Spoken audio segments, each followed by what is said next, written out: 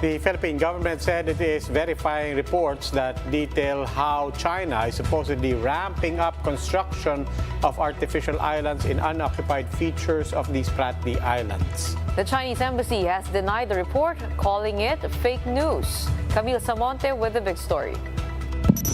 China may have resumed land reclamation in the Spratlys, Bloomberg reported, quoting unnamed Western officials. Bloomberg reported on Tuesday China has resumed land reclamation on some uninhabited features in the Spratly in the disputed South China Sea. The officials claim that Beijing-controlled fishing fleets operating as de facto maritime militias have carried out construction activities at 4 unoccupied half-submerged features in the Spratlys. New land formations reportedly appeared above water over the past year at the Eldad Reef in the Desert Bank. Physical changes were also reported at both Whitsun Reef and Lankiam Cay, where features previously submerged now sit permanently above the high tide line. Lankiam Cay is near Eldad Reef. These are all within the 200 nautical mile exclusive economic zone of the Philippines. There were also developments on Lankiam Cay, also known as Panata Island. It does not say if the Chinese were building new structures on Lankiam because the feature is one of 9 features occupied by the Philippines.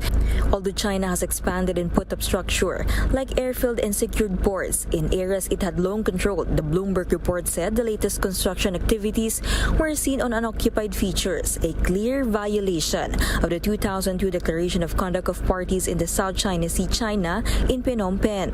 According to Bloomberg, Western officials also warned that China's latest activity shows their attempt to, quote, advance a new status quo. In a statement, the Foreign Affairs Department said it's seriously concerned over reports of China's new construction and reclamation activities in the disputed South China Sea. The DFA said it violates international law and existing agreement with claimants. The agency also said it has asked relevant agencies to verify and validate the contents of the report, which came out a few weeks before President Bongbong Marcos undertakes a state visit to China in early January. For their part, the Chinese embassy has denied Bloomberg's report, saying that it was, quote, fake news indeed. For News 5, Camille Samonte, We Are One News. Here to discuss these latest developments in the West Philippine Sea, One News Defense Editor Manny Mugato. Good evening, Manny. Good evening, Robbie. Good evening, Gretchen. So, pagsabayin ko na ay two questions raised by the report and also the lead up to it. One is there any question at all that this is objectively happening? Because China is calling it fake news. And then the other thing, on the assumption na obviously nangyayari to, we heard a soundbite from Richard Haydarian saying that one question here is whether or not this is state policy or this is a state direction or if these are by any chance rogue elements. So yun yung ano ko, is there any question about what's happening out there? And then two, is there such a thing as a rogue activity as far as Beijing is concerned? Number one, there is no rogue activity. It is all directed by the People's Liberation Army. It's actually one hand saying another and another hand doing another thing. No? The Chinese Foreign Ministry might be somewhat conciliatory, diplomatic, but their military is advancing their own national security interests. And for China, this is a very important area. No? They are trying to create a buffer zone. No? So they are trying to push away the Americans, Australians, and the other countries by creating a first island chain in the South China Sea. No? So that they are depriving the other powers. No? It's called the anti-access and area denial strategy of China.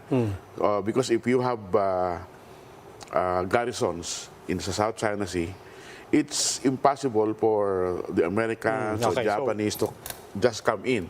So we know that this is happening. When we say ramping up activities, are they building new structures or are they just expanding on existing ones?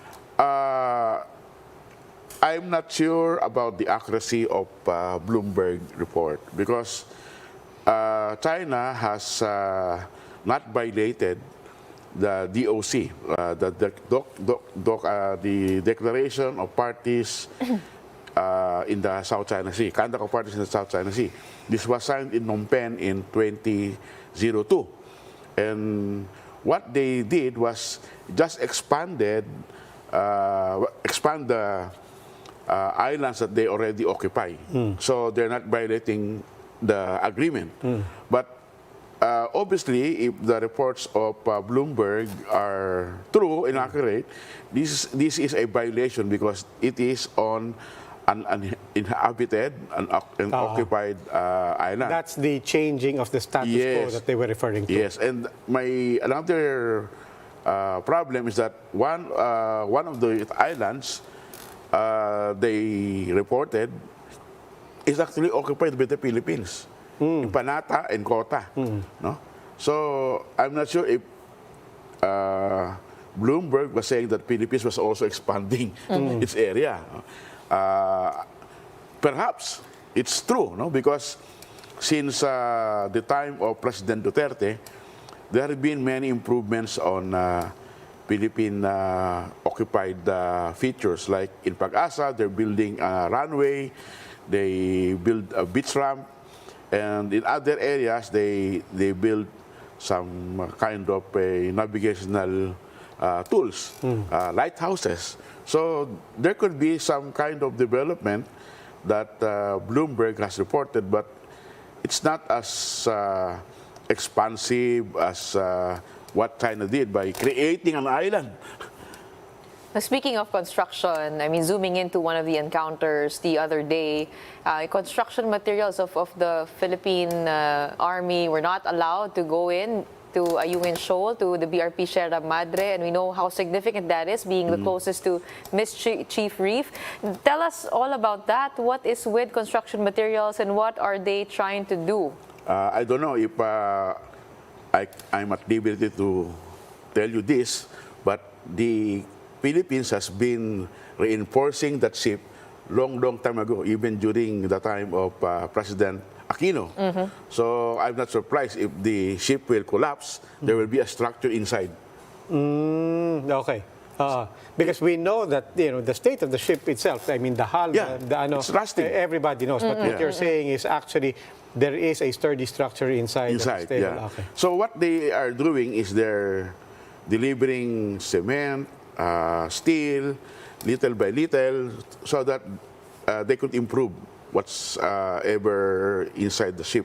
Okay. Now let's go beyond the current arena defined by whatever the skirmishes and latest developments are, and zoom out to the Philippine-China relations in general. Is this all basically building up to President Marcos' visit to China next year?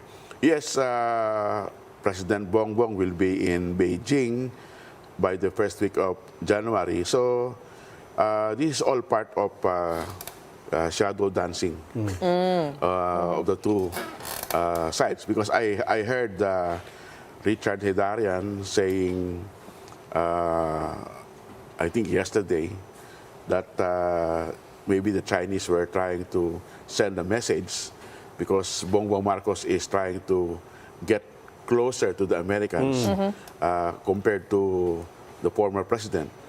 But I think whether that is true or not, China's position will not change. They will assert their own claims and they will protect their own interests. In fact, they have started to build on the second island chain that is beyond the Philippines. It's already in the Pacific near Guam. And Chinese vessels, Chinese survey ships have been moving to the Pacific Ocean. And their aircraft carrier has been patrolling that area. So they're moving outside the first island chain because I think they believe that they already have control. Although US, Japan, China, Australia are challenging China's 9-dash line. And recently, Canada has unveiled its Indo-Pacific strategy by sending 3 guided missile frigates in the region starting next year. So, ang dami nang interesado sa South China Sea.